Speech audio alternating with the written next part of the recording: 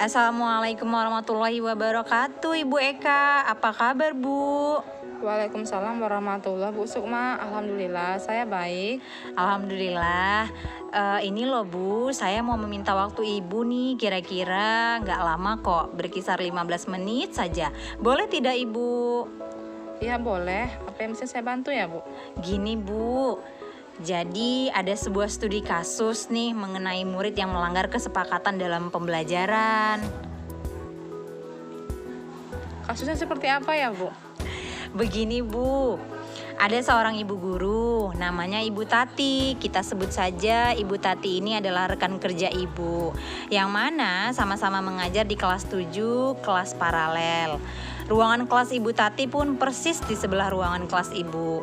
Ibu Tati terkenal sangat disiplin dan cenderung galak. Pada sisi lain, Ibu Tati juga pekerja keras dan murid-muridnya pun selalu mendapatkan nilai-nilai yang sangat baik. Sebagian murid sangat takut kepada Ibu Tati dan sebagian lain bisa menyesuaikan diri. Kepala sekolah kita dan orang tua murid pun sangat menghargai Ibu Tati. Suatu hari, Ibu mendengar tangisan seorang murid dan Ibu pergi keluar untuk melihat asal suara tangisan tersebut. Ibu melihat seorang murid perempuan kelas 7 sedang berlutut di atas bebatuan sekolah. Kemudian, pada saat itu kondisinya sangat panas sekali. Ia menghadap di depan pintu kelas Ibu Tati. Ibu melihat Ibu Tati tampak tidak menghiraukan suara tangisan muridnya dan tetap mengajar seperti biasa. Namun ibu bisa melihat bahwa beberapa murid di kelas Ibu Tati mencoba untuk mencuri pandangan keluar kelas, melihat temannya yang sedang menangis dan berlutut di terik matahari. Nah, kira-kira jika ibu dalam situasi yang seperti ini, apa yang bisa ibu lakukan sebagai rekan sejawat? Oh, kalau saya dengar dari kasusnya Bu agak sedikit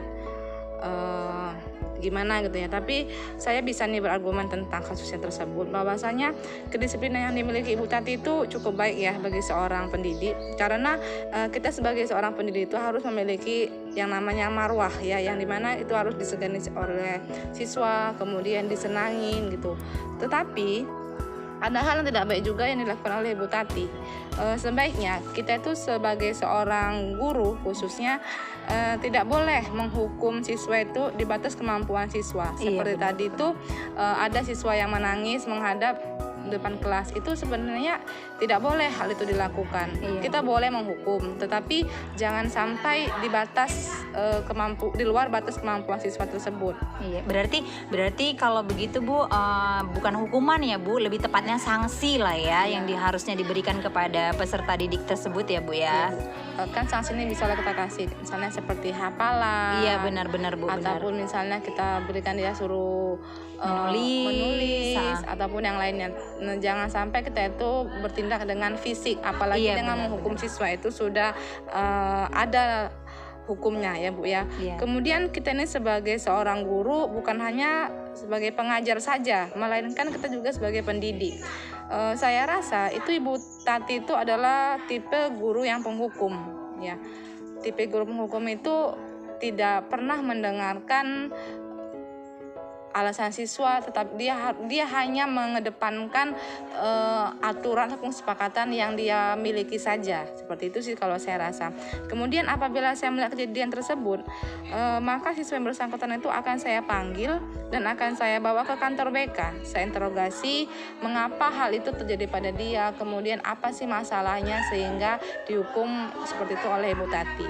Iya, lebih tepatnya kita harus tahu dulu ya Bu, alasan si siswa tersebut melakukan suatu kesalahan itu sejauh mana sih kesalahannya ya kan Bu. Kemudian mungkin kita sebagai guru bisa juga memberikan peringatan ya Bu ya, nggak langsung menghukum ya Bu. Paling sih kalau sebatas siswa ini kesalahan siswa itu paling tidak siap tugas, ataupun ribut, bukunya ada yang tinggal, ataupun kurang rapi ataupun tidak menghafal. Paling itu saja kesalahan siswa ya. Saya rasa siswa itu tidak pernah melakukan kesalahan sampai hal yang fatal kali. Kemudian apabila saya sebagai teman sejawatnya Ibu Tati itu akan berbicara empat mata kepada Ibu Tati, dan saya menanyakan tentang kejadian yang dialami oleh siswa tersebut, mengapa bisa terjadi seperti itu, serta saya juga mengingatkan kepada beliau tentang etika dan moral sebagai seorang guru. Iya. Dan mengingatkan kita guru ini bukan penghukum bagi siswa, kita ini seharusnya ini sebagai guru itu artinya adalah diguguh dan ditiru. Jadi apabila kita menghukum siswa, secara otomatis kita tuh sudah mengajarkan mereka tentang hukuman. Seperti itulah Bu. Artinya kita memulai dari diri kita sendiri untuk bisa mengajarkan sesuatu yang baik ya Bu ya, menjadi contoh terlebih dahulu ya Bu ya. Iya Bu. Kira-kira Ibu, ini ada satu pertanyaan lagi nih. Jadi di dalam pembelajaran yang sedang saya ikuti ada beberapa prinsip dalam membuat keputusan. Di antaranya berbasis hasil akhir.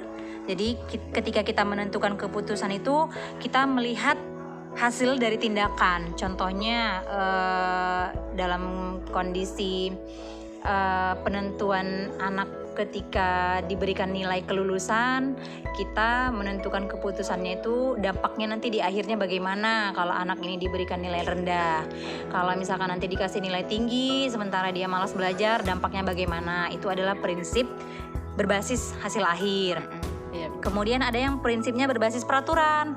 Misalkan seperti kita menghukum anak-anak, tidak boleh memberikan hukuman fisik gitu kan, karena memang sudah ada peraturan di sekolah misalkan. Atau contoh lainnya itu ketika anak-anak memakai pakaian seragam yang tidak sesuai dengan aturan sekolah, nah, kita memberikan keputusannya itu berdasarkan peraturan.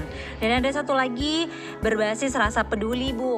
Kita itu memberikan keputusan kepada orang lain itu dengan menganggap bahwa bagaimana kita ingin diperlakukan orang lain, tentunya kita dengan memunculkan rasa peduli.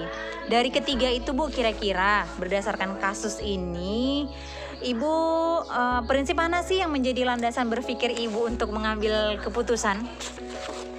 Kalau menurut saya ya Bu ya, berdasarkan studi kasus yang tadi kita ceritakan di awal, saya lebih berpedoman tuh pada prinsip berbasis peraturan, karena kita memberikan peraturan itu setidaknya kita sudah memberikan rasa disiplin kita untuk diri kita sendiri. Iya, baik. Baru kita aplikasikanlah kepada anak didik kita dan teman-teman sejawat kita. Mungkin lebih tepatnya pada saat kita mengajar, kita sudah menyampaikan dari awal ya Bu ya ke anak-anak bahwa ada peraturan hal-hal yang berkaitan dengan pelanggaran peraturan di sekolah. Dijelaskan juga ada sanksinya ya Bu ya. Jadi si anak juga siap dengan komitmen dan tanggung jawab selama menjalankan peraturan di sekolah selama jam pelajaran berlangsung. Baik Ibu, terima kasih sekali sudah bisa bertukar pikiran terkait kasus yang sedang dihadapi ini. Terima kasih atas waktunya Ibu Eka. Oke, terima kasih Bu Sukma. Sama-sama.